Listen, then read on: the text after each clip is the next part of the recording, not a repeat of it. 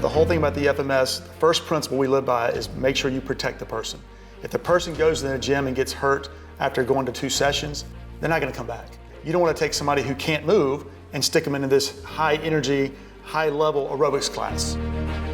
Exercise in the wrong hands with the wrong guidance and the wrong business plan is actually a risk factor. The 2 biggest goals that we see, right? Feel better, look better. To me, in the fitness world, when I hear feel better, that means move better, right? So that's one of the 2 main and only goals that we see. Any question about exercise is, how can you help me through movement? And the answer is, as soon as I know how you move, I can. When you look at like the general health club market, 87% of new members expect to get some type of fitness consultation. They don't want one. It's an expectation for 87% of members that join a club. What's this screen all about? You know what it is? It's a scientifically based 10-minute obstacle course, and the obstacle that gives you the greatest difficulty tells me where we're going to solve your fitness problem.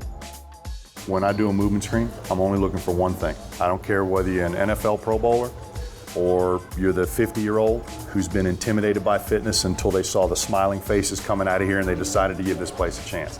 Doesn't matter. I'm looking for one thing in your screen. It's a starting point.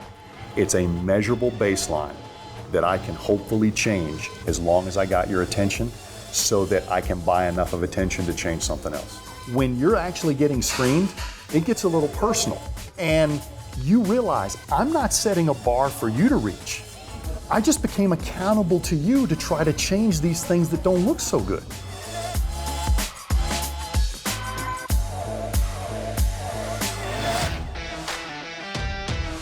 When we run the FMS, we have 2 things to solve. One, who is this client physically, right?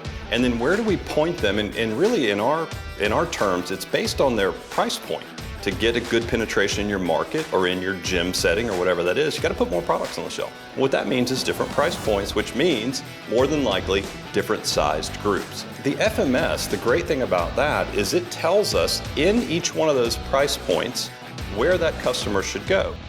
How do you know which version of the FMS to use, the modified or the full screen? Depends on the health history. So there's some kind of an intake on the front end where we know a little bit about this person before we even get to the screen. So if I look at someone who's in their mid-50s, but they're very active, they're gonna get the full FMS, as opposed to maybe someone who comes to us that's completely sedentary, who hasn't worked out in 15 years, they're gonna get the modified screen. If you think about it, that's gotta also help your retention.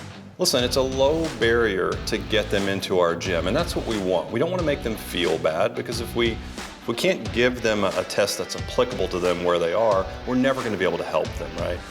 By looking at the data, we can actually do a modified screen for certain people where we know their fitness presence is only going to be so much.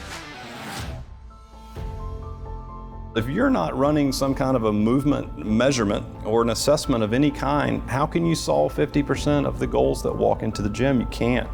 They're somewhat disinterested until the screen catches them in something. And believe it or not, if we don't make too big a deal over that, we revisit that something with their first corrective opportunity, they're all of a sudden engaged. No matter how you work in your corrective work, meet them where they are, give them a little bit of what they want, and bury, for lack of better terms, some corrective strategies into maybe some supersetting or something like that.